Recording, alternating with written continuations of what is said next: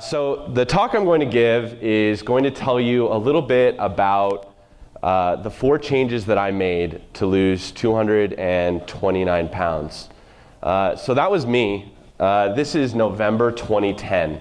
So I'm gonna kind of go back in time. So you have to pretend like you can't see me here. Like that's me, like just pretend.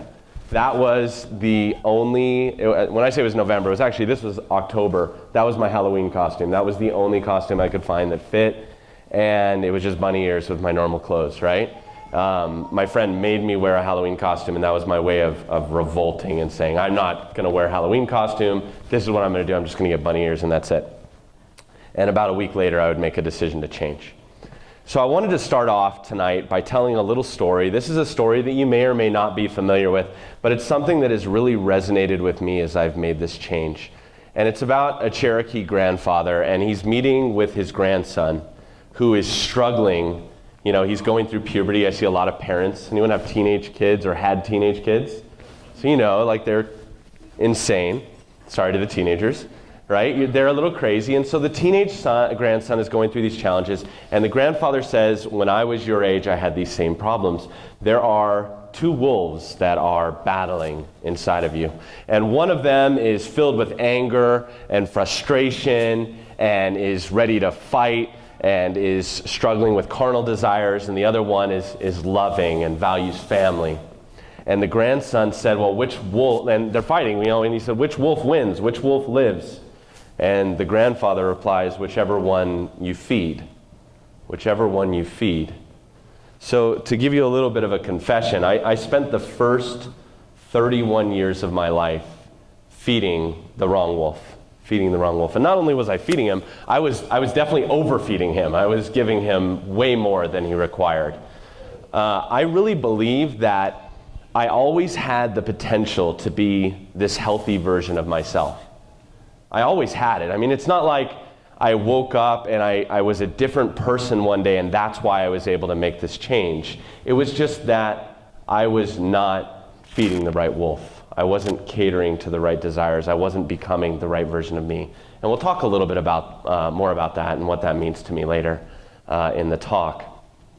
But psychology and brain science is starting to actually verify this.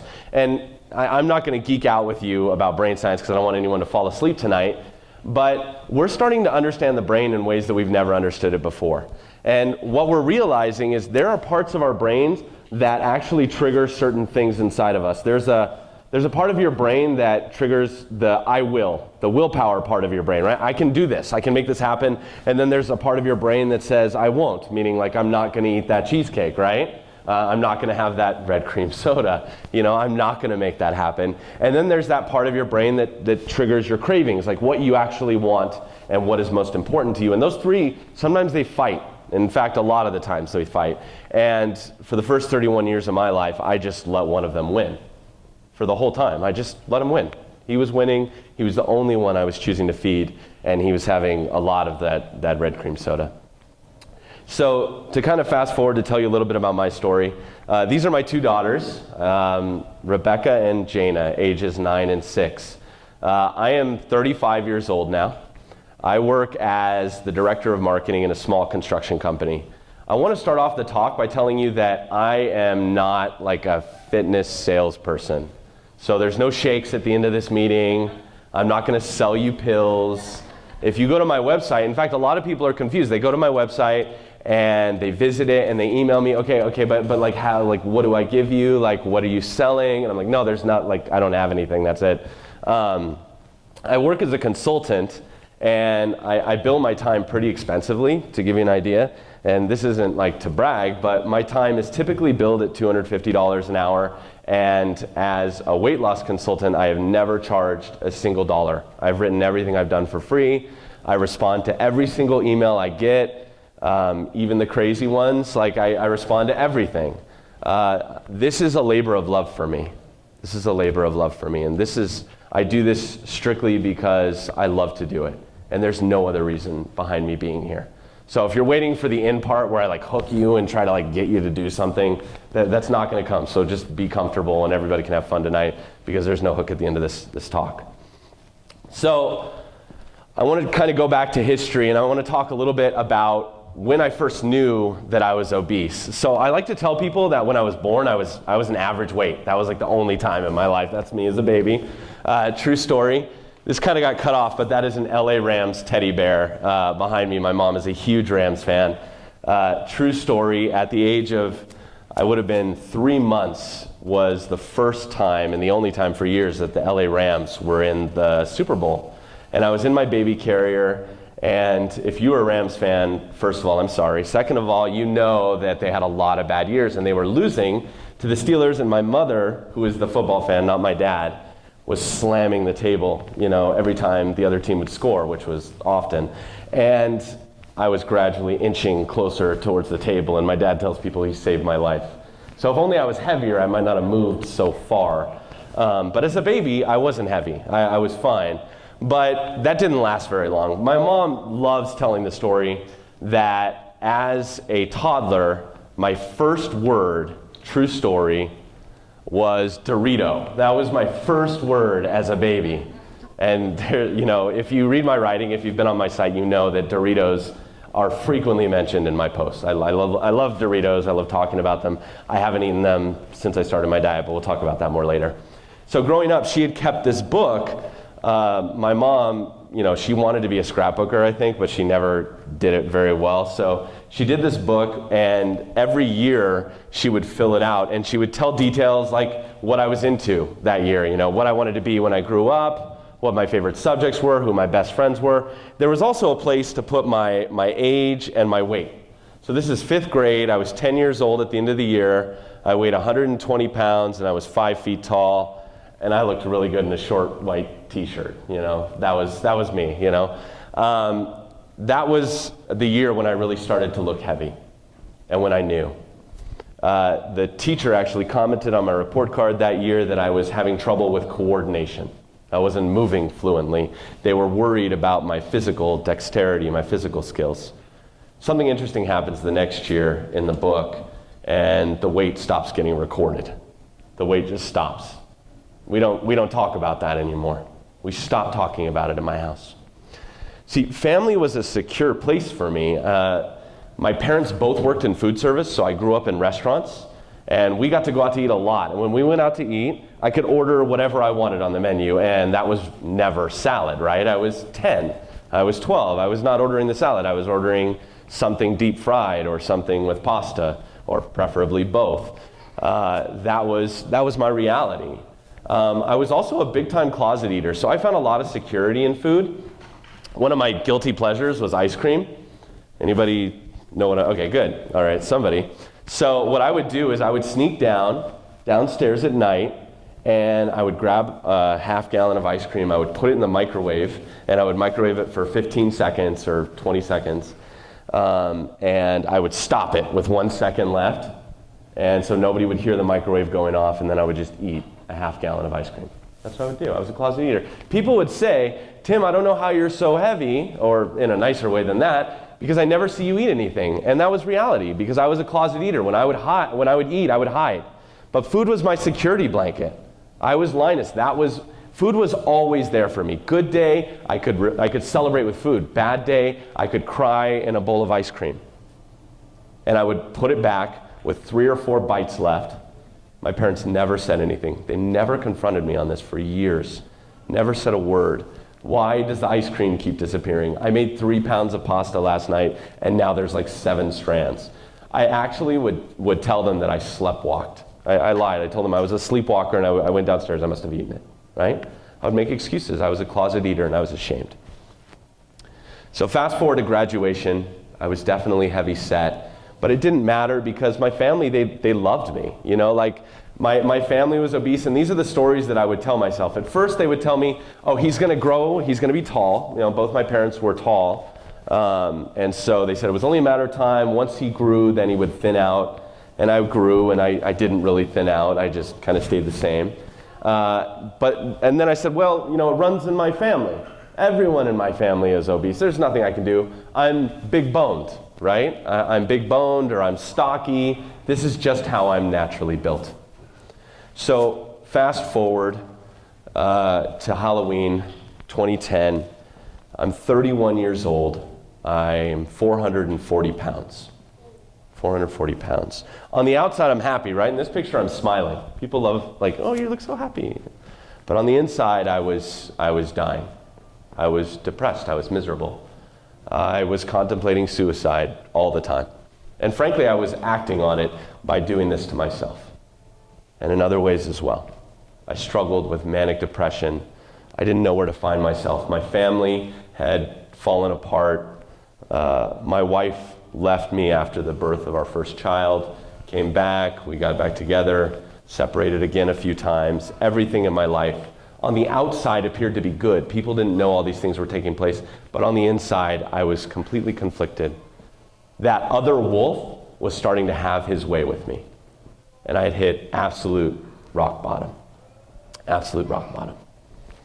So, to kind of go back 1 second, had I ever tried losing weight before? Well, yeah, I'm going to tell you about 3 of the big attempts on the way here that I tried to lose weight. And I named each attempt after a Beatles record, just because I don't know, it seemed fitting.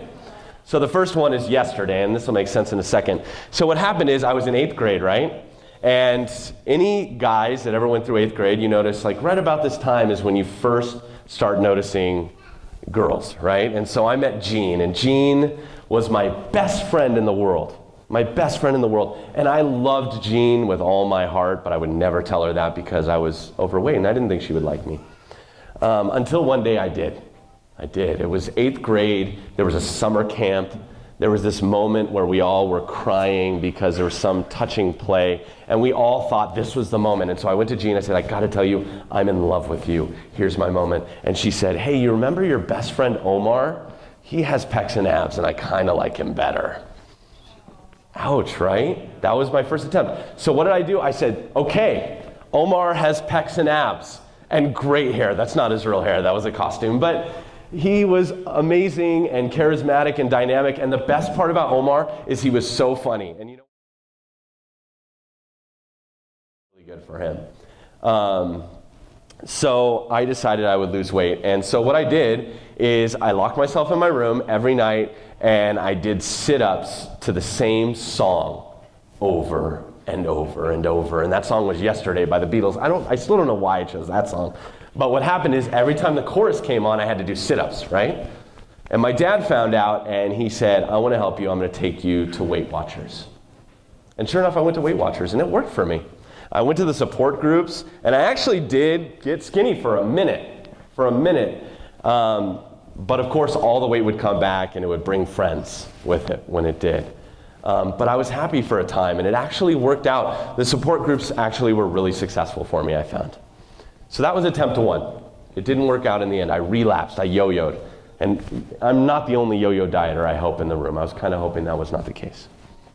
So strike 2. This one is called She Loves You, right? Finally, she loved me back.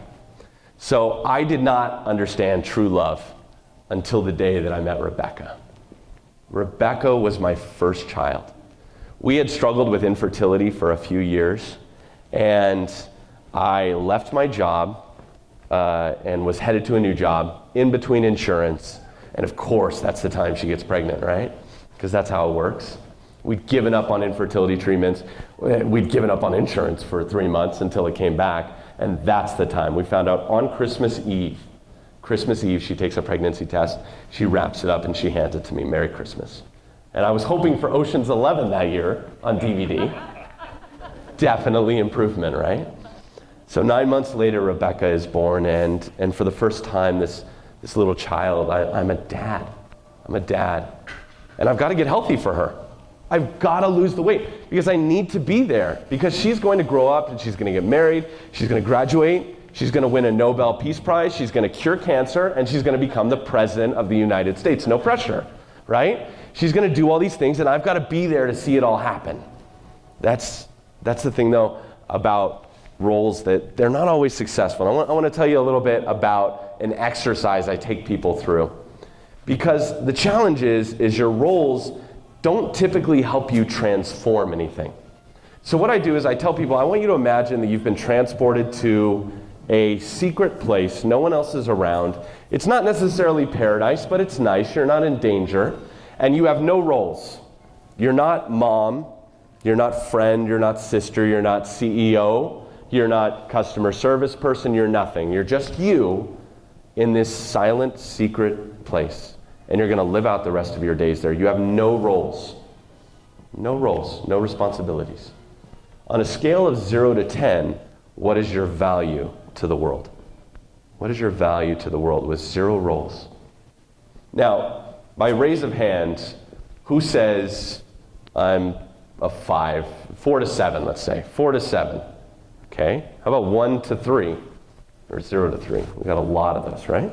How about 8 to 10? 1. What is your name? Ian. Ian has courage. Because some of you are thinking maybe it's 8 to 10. You didn't want to raise your hand, but Ian's like, I don't care. Yep, I'm saying it. Good for you, Ian. I love it. Now, here's the thing. Newborn baby, no role. Scale of 0 to 10. Does anyone say that baby is less than a 10 in value to humanity? Nobody, right? Unless you're a serial killer, and don't raise your hand. Okay, good. Everyone says a baby is a 10 with no roles. A baby is a 10. Why? Because a baby is a blank check. Right? We all believe that. A baby like Rebecca could grow up to be the president, Nobel Prize winner, cancer. I say that, and you guys chuckle, but you think, well, she could do it, right? Because a baby is a blank check. You're still a blank check. You're still a 10. But somewhere along the line, like everyone, we get beat up. We get a teacher that tells us we don't have dexterity, that we can't move right. We get someone that tells us we're big boned, or we were born to be obese, or we were born to be a certain thing, and we start to believe it. It sinks into our heart and it transforms us in a negative way. So that is what happened. I wanted to be a dad, that was my role, but Rebecca still loved me, and that was bad for my weight loss. Because guess what? I didn't need to lose weight to make her happy. She loved me no matter how heavy I was, as your kids do, right? People love you no matter what you look like or how much you weigh. That is the challenge with that as a motivation for weight loss, because it doesn't last. It never lasts. It never lasts. So attempt 3, last attempt, health. So what happened is I used to work for a company that was based in Montana. And if you've ever been to Montana, they don't fly like normal airplanes there because there aren't enough people that want to go to Montana. Unfortunately, it's beautiful. So you have to get on these little planes. This company wanted to hire me, but in the last interview, they confessed to me. They said, Tim, we don't know if we can hire you because we don't think you can fit on the plane. We don't think you can fit on the plane. They're being honest. They weren't being rude about it. Totally nice. They actually paid for me to get on one of these planes. I went out there. I did fit, needed one of these nice little seatbelt extenders, but everything was fine. Eventually, another guy joined the company who was just as heavy as I was, and we were a great comedic duo. Me and Caesar was his name. And Caesar and I, we got on these planes, and we were fine. We sat next to each other, and we laughed the whole way. Nobody's sitting there between us, you know? Like, we thought it was funny. Well, then Caesar did something terrible. He lost weight. How dare Caesar, right? He comes to the next meeting, and he'd lost 200 pounds. He looked great. Wanted to punch him. So mad, right? But he looked great. And so Caesar, I reached out to him and I asked him for help. And he never responded until 6 months later. And he said, thanks, Tim. I had a personal moment. I'll have to share it with you. That's what really set it off. How are you doing? This was 6 months later. Between that moment and this moment, there's so many pints of ice cream, so many large pizzas. It's over. It's over. All desire is gone. And it wasn't until, and I replied, I said, tell me your moment, but then he never got back to me. I never got the help that I thought that I needed. I was dependent on it. I thought I couldn't succeed without his help. Last year, I got a message from Caesar on LinkedIn, of all places. Just had a quick second, saw your picture, great job on your weight loss, you look great. And I wanted to reply, but I realized that's not fair. Caesar, in reality, is not the reason that I didn't lose weight. And I want to be very clear about that. I was dependent on someone else, and that's why that time didn't succeed. So the reality is, I tried everything. You know, low carb, cabbage soup, Slim Fast, Subway, South Beach, Body for Life, Weight Watchers, OptiFast. Basically from South Beach to North Pole, I have literally tried every single diet at some point or another, anything in between. So this time what happened? So I'm going to tell you my moment, my transformation moment, and why it occurred. I was preparing a lesson for a class that I was asked to teach, and it was a class that was designed to teach college students about some of the struggles they're going through and how to overcome them. And when you go to college, you're faced with some things that you've never seen before, right? And so this book, this lesson manual was designed in such a way that it was going to prepare them, and the way it said to do it was take these tennis balls and write the names of things that these kids would be struggling with in school. Throw all 6 at someone, best part of the lesson, you get to throw stuff, and they won't be able to catch all 6, but if you throw one at a time, they can catch them and they can handle their challenges if they just deal with them one at a time. Don't bite off more than you can chew. Great advice from a 450-pound guy that I was about to give. So the names of these struggles, these sins that the book referred to them as: sexual promiscuity, violent anger, cheating and dishonesty, drug usage, and unhealthy eating habits. Now the first 4, I was on board. Yeah, don't do any of those things, kids. How dare you? But I saw that 5th one in that list, and it didn't feel like it belonged there.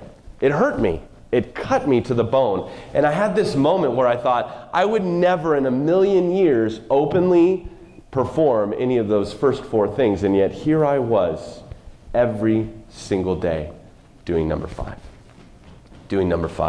And seeing it there just really, really struck a chord with me. And it seems harsh, but it's exactly what I needed to hear. Because I realized at that moment that it wasn't Jean's fault. It wasn't Rebecca's fault. And it wasn't Caesar's fault. I had made a conscious decision to live a half-life. And that's what I was doing. I was settling every single day of my life. So to end it on a Beatles note, or at least this part of the story, we're going to get into the 4 changes here. Like all great stories, mine is a love story. Everything amazing performed in history was done in the name of love. The first attempt, I tried to do it because I loved Jean. At least I thought I did. Probably didn't. It was a teenage thing, right? And then I did it because I loved Rebecca. And then I did it because my friend did it, and I thought he was going to help me.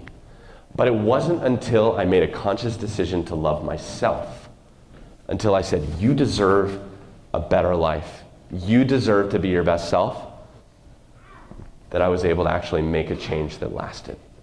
And that's when I found the appropriate motivation. I did it for me. So we'll start. November 2010, this is where I'm at. We're going to talk about the 4 things that I did that made this work and made this stick. And why it lasted. So the first thing is I finally had the right motivation, and that's what we're talking about here, self-love. My motivation was intrinsic. Let me tell you a little bit of a study here that'll help you understand intrinsic motivation. So I want to talk to you about flossing for a second. Who flosses? No, don't raise your hand. Okay. Who likes flossing? Does anyone in the room like flossing? One, great teeth. My cousin's great teeth. Great teeth, for sure, right? Nobody likes flossing. So the University of Chicago took 2 people, and they took 2 research groups, rather. Group 1, they encouraged them to floss, and what they taught them about was the typical things. Why do we floss? Why do we floss? Keep our teeth clean, gum health, right? That's what they taught them. They taught them about dental hygiene, right? Really exciting. We're not going to talk about that tonight. Group 2, they talked to them about focusing on the way they felt after they flossed. The freshness in their mouth, the clean feeling, the happy feeling of knowing that you're not going to disappoint your dentist, right? All of these wonderful feelings, they focused on themselves.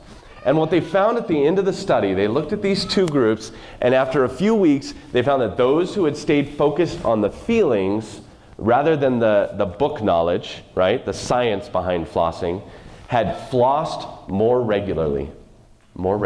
They gave them the same floss, right? Same floss, same type of people, but the ones that were focused on doing it for the right for the feeling, for feeling good, actually stuck to it, and the other ones didn't. So you can take that away and floss with that, for sure, right? If you want to be a more regular flosser. But you can also apply this to weight loss, right? Because we try to lose weight for the wrong reasons, right? Here's 3. Don't raise your hand. Have you ever tried to lose weight for a bathing suit, right? Because summer is coming. Every magazine starting in March runs summer is coming, right? At my gym, I cannot find a parking space January 1st to January 8th. Just none. New Year's resolutions, right? Number 1 New Year's resolution is weight loss, year after year. We like that New Year's resolution so much we set it every single year, right?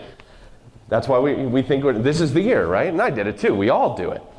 Maybe we did it for a high school reunion. I'm going to show those girls. I'm going to rock that dress. Maybe we did it for a girl or a guy, a potential date, right? All of these reasons fail you. All of these reasons fail you. So this is one of the first questions I ask people when they reach out to me for weight loss help. People ask me, can you give me a meal plan? So I have a confession to make. Meal plans don't work very well at all. Like when I first lost the weight, I'd have people reach out to me and they're like, I want to lose weight. I'm like, I got a meal plan for you. I can't wait to send it to you. And I would send them a meal plan and then we talk like every day for 5 days and then they would block me on Facebook because they would fall off the meal plan, right? And I was like, my meal plan's got to get better. So I started researching and I started developing better meal plans that also got me blocked on Facebook, right? Like I'm stalking them, but they reached out to me for help, right? I want to help. I asked people, why are you doing this? Because I want to know. I had a guy reach out to me recently and he wrote me a love letter basically about this girl. He had fallen in love with her. He was a professional photographer. He had taken photographs of this model. He sent me pictures of her. She was like an 85 on a scale of 1 to 10. Gorgeous. And he was in love. He was in love. And I said, why are you doing this? He said, well, I'm doing this because I deserve it, but I also want to get the girl. I said, what happens if and when she moves on? He said, no, I'm sticking to it 100%. He has me blocked on Facebook right now. True story, right? I can't get through to him. I actually started following her on Instagram because I want to see, is she going to post a picture with him? I'm kind of stalking her a little bit, right? I want to see if it happens. But he's dropped off. He's dropped off completely.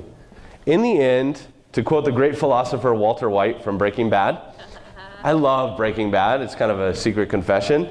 And so Walter White says this thing at the end of the show. This is not a spoiler, but he said, referring to what he did, which wasn't good stuff, I did it for me, I liked it, I was good at it, and I was alive.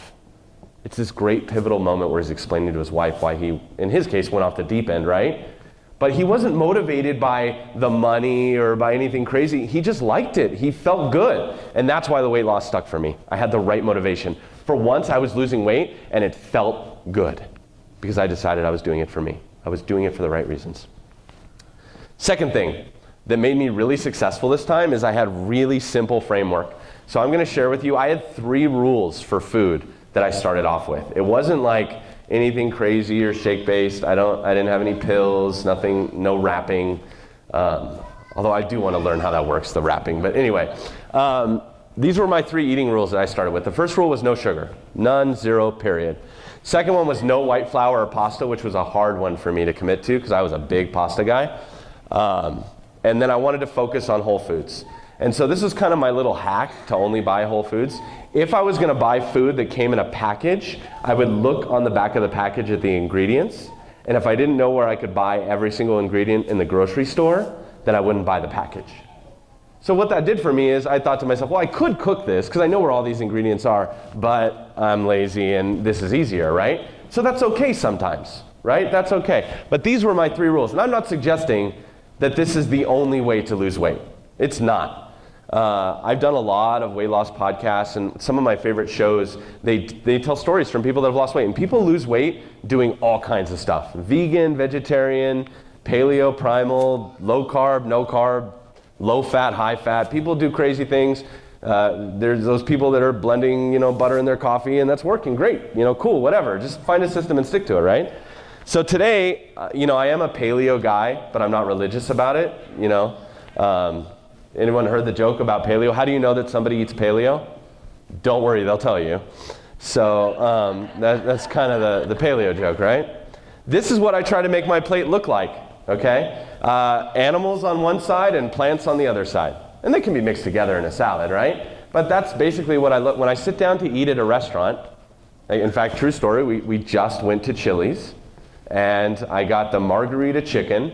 It came with tortilla strips on it. I told them, leave the strips off. And they wanted to give me rice and beans, and I said, can you give me veggies? They said, we have broccoli, and I said, perfect. So it was chicken with tomato on top and then broccoli on the side. It was this plate. And on the side, I had water. I sometimes still have Diet Coke. Confession, weight loss confession, right? That's my one vice. I do have Diet Coke. That's my one non-paleo thing. But that worked for me. But the point is you have to have a system. See, I believe in the system of shuhari. Shuhari is a Japanese technique. Shu means, I always forget this, hold, break, and leave. So shu is hold. So you learn a system and you start with the shu phase. And shu basically means you stick to the system religiously. Religiously. And by religiously, I don't mean you're doing missionary work, okay? But some people do that with their diets, and that is the quickest way to lose friends. Had someone reach out to me on Twitter recently. They said, ever since I went paleo, no one will go out to lunch with me. And I replied to her and I said, no. Ever since you wouldn't stop talking about going paleo, nobody wants to go to lunch with you. Like, I just had lunch at Chili's and it was not obnoxious when I ate chicken and broccoli. I just did it. I didn't have to talk about it, right? I'm talking about it now because it's relevant. But that's the shu phase. The ha phase is when you start to learn how to apply rules. You start to bend rules a little bit and you see how it applies to your life and how you might be able to make little adjustments here and there. So shu might be a whole 30, ha might mean a little bit of transition into paleo. So maybe you think of a Diet Coke once in a while. And ri is when you kind of throw out the rules and just live according to the principles that you've learned. You live according to the principles you've learned. The reality of eating is that it probably doesn't matter when it comes to weight loss. And when I say it doesn't matter, of course, nutrition is 80 to 90% of this journey. But at the end of the day, this is something that I tell people all the time. You are far more likely to have weight problems because of the stuff you put in your head than because of the stuff you put in your mouth. Especially where I was at. You don't get to 450 pounds because you don't realize that Cheetos are bad for you, right? You get there because you're destroying yourself, and you know it, and you're allowing it to happen. If I can make a suggestion when it comes to food, is start from a position of nutritional mindfulness. Realize what you're eating and why. Don't strive for perfection. Now, I was in a different place. I like to tell people that when it came to unhealthy food, I was an alcoholic. I couldn't afford cheat days because all it would take is one trip through a Del Taco drive-thru and I would be off the wagon. Do we have Del Taco in Utah? Oh, yeah. Oh, gosh. Those spicy chicken burritos were my poison, right? One, and I'd be 400 pounds next week. That's what I'll tell people, even now. I was addicted. I was in a different place. But at least start from a position where you know what you're eating and you know why you're eating it. So the third thing that I did is I had support. So when I first decided I was going to lose weight, I had my 3 rules, and I was going to Subway every day, and I was having a Subway salad because that Jared guy did it, and I kind of looked like him, like a little bit, right? Kind of looked like Jared in that picture, maybe? So I used to get that a lot, right? I would go into Subways, and people, and I was working for a credit card processor, and Jared was our spokesperson because he used credit cards to buy all his Subways. And then I signed up 10,000 Subways to take credit cards. And so like I would walk in, they'd be like, Jared, you gained the weight back. And I'm like, no, it's cool. He's still skinny, I'm somebody else, right? So I thought I would go to Subway, and it worked out. Then I met Brett. This is Brett in the back, and you can't really see him because of the lighting, but Brett has -5% body fat. Like he comes into a room and it's like, he sucks the fat out of the room. Like people get skinnier around him. He's that healthy. Like he looks like, if he were to take off his shirt, if you ever looked at an anatomy textbook and you remember like the diagrams of like the muscles where the skin's removed, that's what Brett looks like. It's unhealthy how muscular this guy is. He doesn't have skin, like you can't pinch, it's unreal. Anyway, Brett, he heard I was trying to lose weight. He said, I'm gonna help you. He jumps in my car with a notebook and he scrawls out a meal plan. And then from that day forward, every single day he called me. I actually shared a Google Calendar with him and planned all my workouts, and he would hold me accountable. He'd call me up and be like, how was your back day? How was your back day? And I'd be like, I did it, don't worry, like stop, you're hurting me. So like he was really like on me. He was my support, he was my friend. And I know, we don't always have this. So, he gave me this idea though, that day in my car when he wrote down that meal plan. He told me, he said, if you stick with this, you could be down 100 pounds by next Christmas. So this is like November 15th, Perfect time to lose weight, by the way. I chose to start losing weight November 5th, right? Right before Thanksgiving and Christmas. Brilliant, right? There's a reason why you do New Year's resolutions on New Year's Day, right? But this is the time I chose, and that's just what worked. Can I tell you, by the way, one of the number one signs you're not ready to lose weight is you're waiting for January 1st. It's not going to work then either, right? Why January 1st? This health food on sale? Like, I haven't found a sale, the health food sale that starts on January 1st. So, Brett told me this, and what I heard when he said is I heard him say that he believed in me. The first person that ever looked in my eye and he said, I believe you can do this. I can make this happen. For the first time, that thought sunk 12 inches from my head to my heart, and it's stuck there. I believe in you. That's what he told me.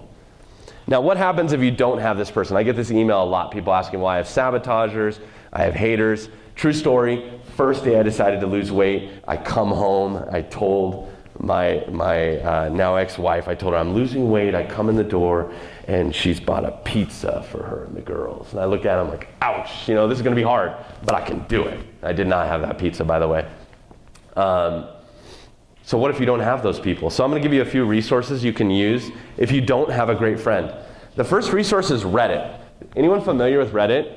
Now when I say this, you're gonna be like, oh my gosh, Reddit? That's a place where weirdos hang out. There's a subreddit called Lose It. So it's reddit.com/r/lose it. This is the first time I saw a before picture there a few days into my weight loss journey that changed my life, and I stayed there. It's a great community. So you can find an online community. It doesn't even have to be Reddit, but that one worked for me. Stay off of the other subreddits, not family friendly. Lose It, very good, okay. So yeah, the second resource is there are so many great weight loss podcasts out there. Podcasts, if you're not familiar, are free. You can go to a website, you click play. We all have smartphones in here, probably, or an iPod or an iPad. We all have these devices. There are great resources. I've listed 3 here. Tips of the Scale is a podcast. He puts out podcasts once or twice a week, and he just has people telling their weight loss success stories. I listen to every single one of them, even today. I mean, I'm done with that part of my life, but I love hearing how other people did it. It keeps my mind in that success place. The second one is Primal Potential. This one is slightly more scientific. Her name is Elizabeth. She's like one of my best friends. She's so smart, it's annoying. But she will teach you everything you need to know about losing weight. She also has great guests. And then Half Size Me, they also tell a bunch of stories over there. Her name is Heather, also incredible. Elizabeth definitely is more female friendly. She talks a lot about like how female hormones interact with. Does Elizabeth have any listeners? I should ask her that. She'd be so happy. You listen to Elizabeth? She's awesome. All right. What's that? Primal Potential? She's great. This is Sam, and that's Heather. So love all of them. They're great people. The third resource is online. There's a lot of great websites. This is mine, Tiny or Tim. And I actually bring this up because I had one guy reach out to me once, recently, 6 months ago. He's in Arizona. He's yo-yoed 100 times. He says, I cannot figure out how to stick to it. And he wrote me a letter that was like, it was like an epistle. I mean, it was amazing. He was such a great writer. And I said, here's an idea. Why don't you start writing about your journey? Journal it. Maybe that can help you stick to it. And he's done it. And he's lost 75 pounds last time he emailed me. He hasn't released any of his writings, but I hope he will, because I bet they're way better than mine. Like, he's really, really sharp. And writing held him accountable. So whatever it takes. That's another resource, another way to support. Either go to other blogs or start your own. Start your own. Everyone starts Instagram accounts. I get follows every single day from people that are like so-and-so's fitness journey. I also have my personal account. And they post like their food and their workouts and their selfies in the gym mirror. And like that's what they do, right? I love that. Follow me on your account. At Tiny or Tim, by the way. If you're not following me on Instagram, I would love that. That would be awesome. The fourth thing that really worked for me is consistency. Consistency. That's me in an old pair of my pants, by the way. If I can make a suggestion, as you lose weight, throw out your pants, except for one. Save one for that picture, right? But don't burn the ships, right? Don't go back. So what type of consistency am I talking about? Well, 24-Hour Fitness, and I'm not endorsing them. This is not a sales pitch. But if you want to join a gym, they're great, they're fine. They actually track your logins, your visits, right? And so every single time you visit, they tell you. And so I was able to go back after 2 years and pull all my gym records. And it turned out that in 2 years, I had worked out 449 times, which is 19 workouts a month. 19 workouts a month. So that's an average of 4 a week-ish, 5 a week almost. That's how often I was working out. Now, a lot of people say I don't have time to work out that much. And I think that's cute. I think that if I told you I had $1 million if you worked out 5 times a week, or $1 billion, or whatever, you'd make time, you'd find it, right? If you had the right motivation. The reality is the how is not the hard part, right? It's the why that's the hard part. You can definitely make time for this. The way that I made time, and I still do this practice, every Sunday night, I go to my Google Calendar and I plan out when my workouts are going to be that week. I plan out what I'm going to do and where I'm going to do it. And this is a habit. Like, I have not worked out at least 3 times in a week in 5 years. Like, never. It never happens. It's that ingrained in me as a habit, and I still, every Sunday, sit down and plan out when I'm going to be working out that week. And I release the schedule. I tell people, like, this is it. It's on there. And if you want my time, it's not available this time, this time, this time. It's a big rock, right? To use a Stephen R. Covey thing, it's a big rock. You make time for it. You plan it first, right? You plan it first. So the second way I was consistent is with cheat meals. So I already talked about the fact that I felt like I was an alcoholic. I never introduced cheat meals. And I'll tell you, the problem with cheat meals is cheat meals become cheat days, and cheat days become cheat weeks, and cheat weeks become cheat months. And I basically had to cheat 31 years, and it didn't work out for me. So I decided that I wasn't going to do cheat meals. It was the best thing that I ever did for myself. And I'm not saying that's the same thing you do with everyone, but be nutritionally mindful. If you are going to work it in, and don't even call it a cheat meal, right? I don't like this term, to be quite honest, because it makes it sound like you're married to your diet, and you're not. I mean, unless you did, which is crazy, right? Don't propose to your diet. You are not till death do you part, right? You are eating the way you're eating for a goal, for a purpose. Everything you put into your body is fuel, and use it accordingly. So how did it go? No cheat meals. I used all my 4 systems. Everything went. This is a short little video in 15 seconds showing my transformation. Even miracles. I see miracles. Because everybody's looking for miracles. And a miracle is happening. So Brett had told me if I stick with this by next year, I could be down 100 pounds. And I lost 200 pounds in 1 year. And 9 days. I put that in really small font. I was so mad. I was so close to doing it right on the 1 year, but I just couldn't do it. 1 year and 9 days, I lost my first 200 pounds. 200 pounds in a year. Now, when I did it, I didn't think that was like remarkable or even interesting, to be quite honest. People would say like, whoa, true story. I went to a wedding, and I was still married at the time. I walk in, and my wife's cousin comes in, and I say, hey, how are you doing? And we're talking, and she's like acting really strange to me, really rude almost. And she leaves, and her daughter comes running back in a few minutes later, and she said she just asked me when Tiffany got divorced and why she's dating this guy. That's how fast it happened. I went from looking like that guy to looking like what I look like today. And people, like, I still see people that I haven't seen in a few years, and they have no idea who I am, which is fun, a lot of fun. So in 1 year, I started November 5th. This was a Thanksgiving Day run the next year. I ran a 5K in Dana Point, turkey trot. I ran on